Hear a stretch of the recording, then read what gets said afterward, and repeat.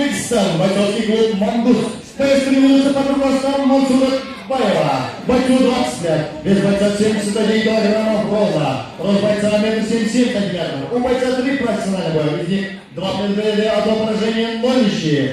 Боец является чемпионом Узбекистана по рукопашному бою, является чемпионом Узбекистана по уникфайту. Встречайте из Узбекистана по прозвищу боец Исламджан Муратбаев. Итак, дорогие дамы и господа, известно, что видите на бокс слева от меня красный угол. Боец представляет Республику Кыргызстан, город Ош. Бойцовский клуб Альмар. Тренируется под руководством Ильича Матынштыка. Бойцу 26 лет, вес бойца 71 килограммов ровно. Рост бойца 1,77 сантиметров. У бойца 2 профессиональных боя, из них ни одного поражения. Он является мастером спорта по ушистанию. Встречайте, непобежденный по прозвищу Шамал Айдарбек Ашамал. Бойцы на середину.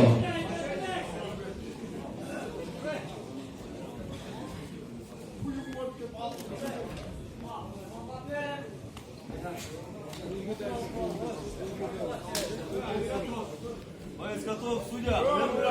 Бой.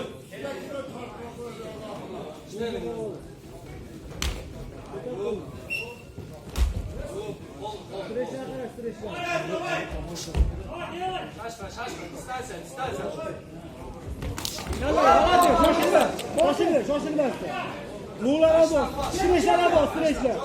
Lot etganda streshlar bor, lot et. Ha, streshni shoshiling. Stresh. Shoshilma, potrama. O'zing gazatma, shoshilmang. Havoga ishlamaysiz. Havoga ishlamaysiz. Streshga tetganda. Tepshiga stresh. O'sha stresh. Ha, tepsh. Lo'lar muddat. Onu qo'ldan bitta lot deb. Onu qo'ldan aldi. Oldi qo'lda aldi. Oldi qo'lda aldi, oldi qo'l. Ishlar oldi qo'l qimilab tursin. Ha. Lo'lar aldi. Siz aytasiz o'zing. Qo'lning ustidan. Shoshilma ishlar. Lo'lar aldi.